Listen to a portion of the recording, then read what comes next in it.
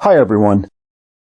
A while back I was getting ready to go to this event and I had purchased a new shirt for the event and was putting it on, only to discover that the shirt required cufflinks.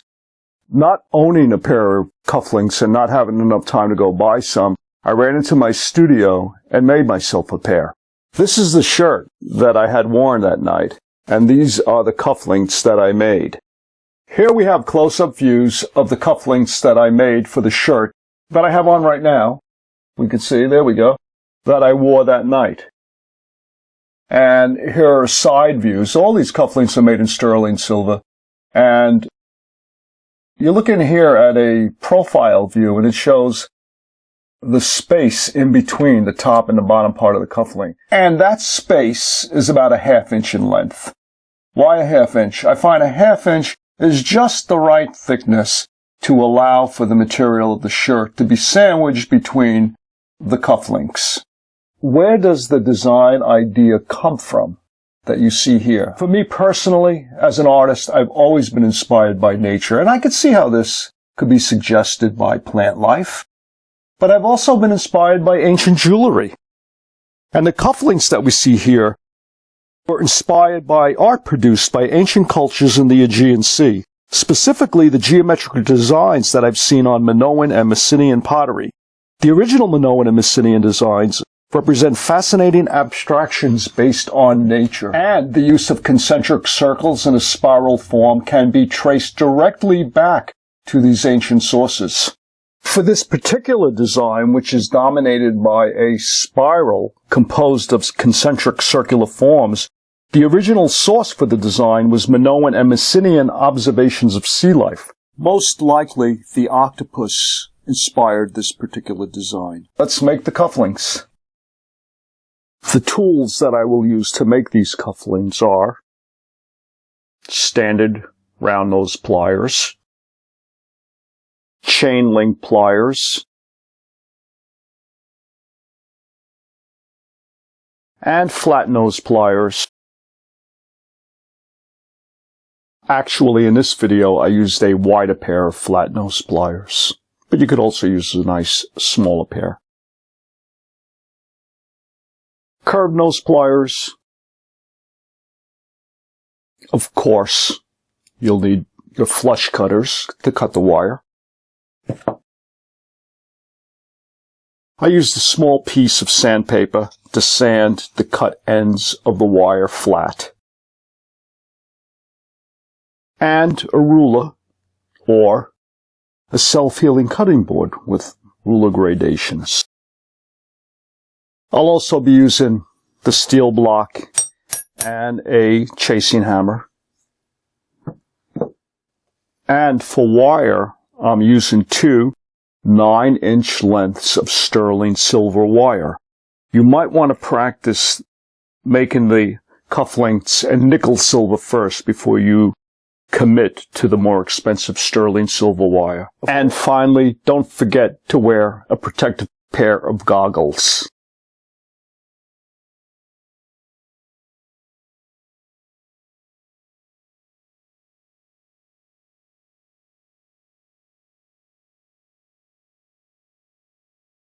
To make the cufflinks, I measured out and cut 2 lengths of sterling silver wire 16 gauge, 9 inches long, exactly 9 inches long. Like all the link projects that I do, measurements are important. They determine the final outcome of the piece. Beginning with wire that's exactly 9 inches long, before I make any of my bends, I square off the ends by sanding it. It gives me that extra little touch of refinement. Much better.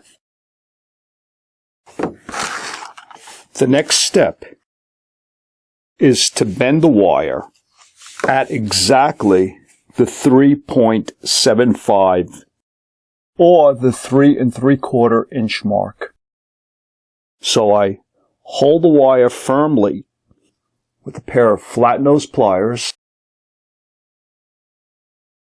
and give the wire a 90-degree bend Double check. Good. Since we're making a pair of cufflinks, let's bend the other length. Lining it up carefully. Placing the pliers at the 3 3/4 inch mark. I'll bend the wire.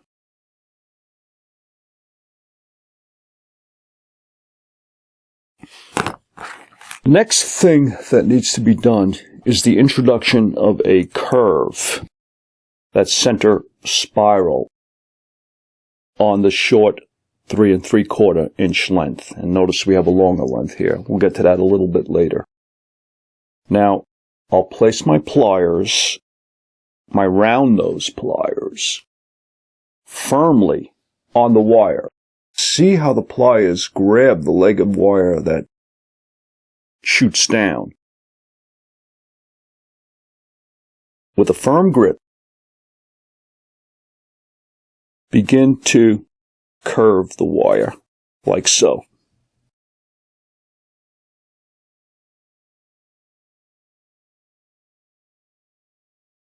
Going to stop right about there.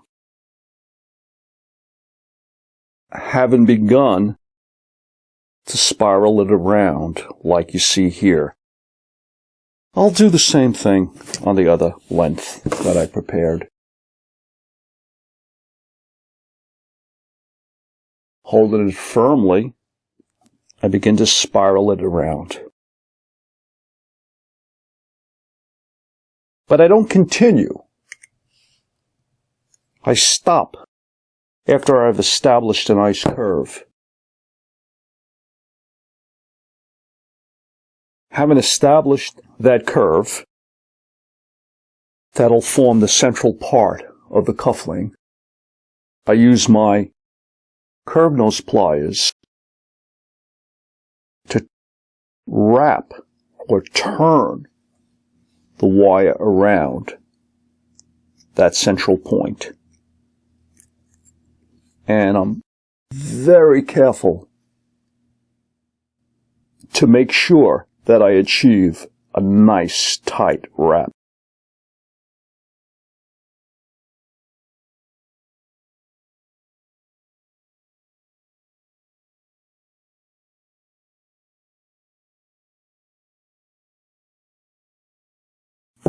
Before I go any further, let's take a look at a finished one. It is important to count your turns as you're wrapping it around. This, like all the links that I make, rely on specific measurements. Let's see, we have 1, 2, 3 on the bottom and 1, 2, 3 on the top. So as I begin the 4th turn, I stop. Now let's do that and then measure the length of wire that we will have when we stop. 1, 2,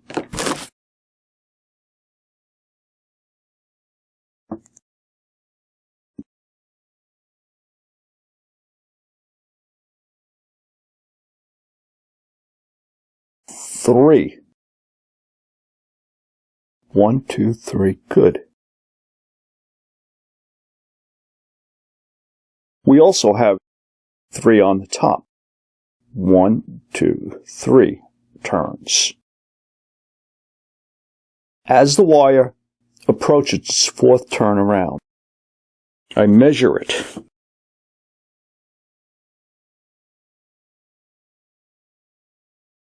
And it should measure 1 inch from the tip to the base of the spiral. And it does. That's where I stop. If it was longer than that, I would continue to wind until it was exactly 1 inch from the tip to the base of the spiral. What I like to do now is just flatten it a little bit. The area that I just flattened will form the center part of the smaller spiral. And flattening creates a nice surface that you can grab onto. Using my round nose pliers, I get a firm grip, and now I'm going to turn the wire in the counter direction that I had turned that original larger spiral. The spiral's a beautiful form, derived from nature. Yeah, even that's nice looking, but I don't think that would be good for cufflinks. Too long, could get caught. Again, using curved nose pliers, I grab that spiral. Let me say, I'm wearing my goggles. See that length of wire that's sticking out? You could easily poke yourself in the eye. So always wear your goggles when you do this kind of work.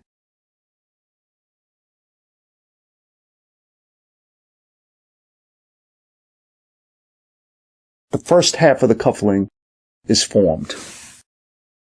Now we have to complete the other side. Before I do that, I may just ever so lightly work it on my steel block, one of my favorite tools. Sterling silver wire has such a wonderful feel. Measuring exactly 1/2 inch from the spiral that I just created, I'm going to bend the wire up like that. See what I just did? Now that should be about 1/2 inch. Good enough. Positioning my round nose on that length of wire, sort of like I did to form this, and getting a tight grip. I don't want it to slip. I begin to spiral my wire around the pliers. This time I'm going to reverse the direction of the curve. The curve here is going counterclockwise. I'll go clockwise on this side. I don't know if that's necessary, but I think it contributes to the balanced look of the piece by doing that. Okay. And I don't wrap too much. I stop right about there, because I will proceed with my curved nose. Take my curved nose, hold it firmly, attempt to maintain that nice, tight spiral feel.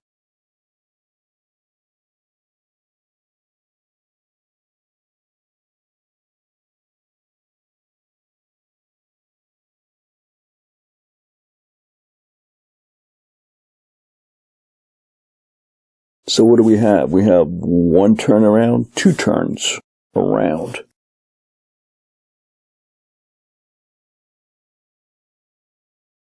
At this point, the spiral has 1, 2, 3 turns on the bottom and 1, 2, 3 complete turns on the top.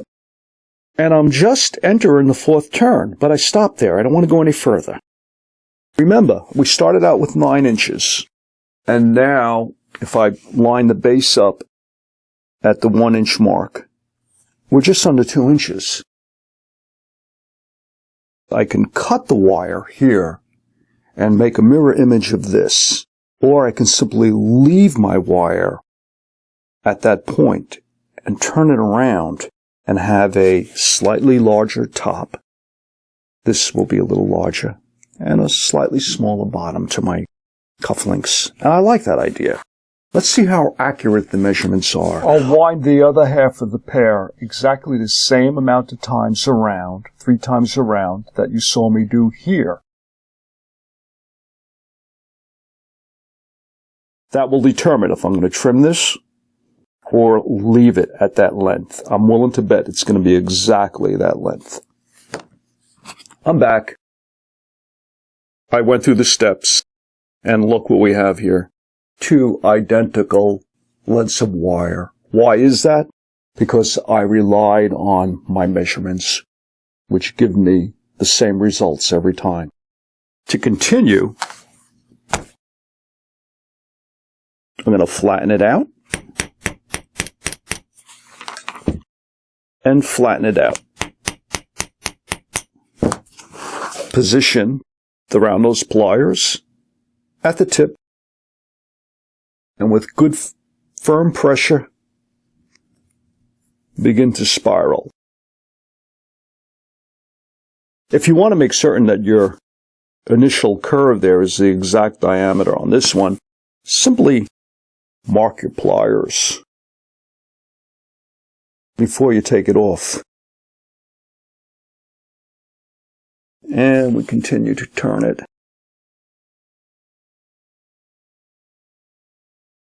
Making a nice, tight spiral.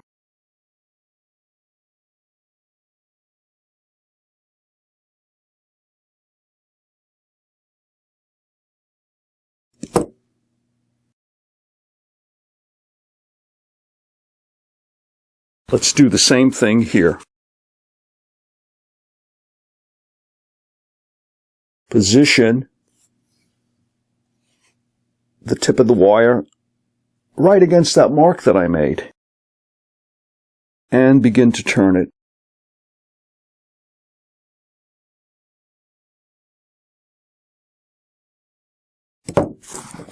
Now I will continue with my curved nose pliers.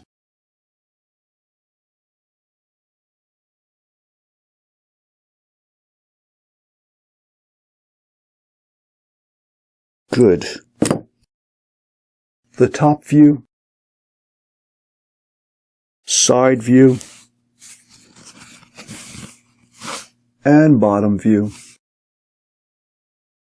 I just inserted the cufflink into my shirt, and that's the top, slightly larger part of the cufflink that we see there, and this is a slightly smaller size. I like that. A top and a bottom. Of course, you could wear them any way you choose. I had a lot of fun doing this. In fact, I had so much fun, I think I'm going to go get myself some shirts that require cufflinks and come up with some more designs. Hope you enjoyed watching the video.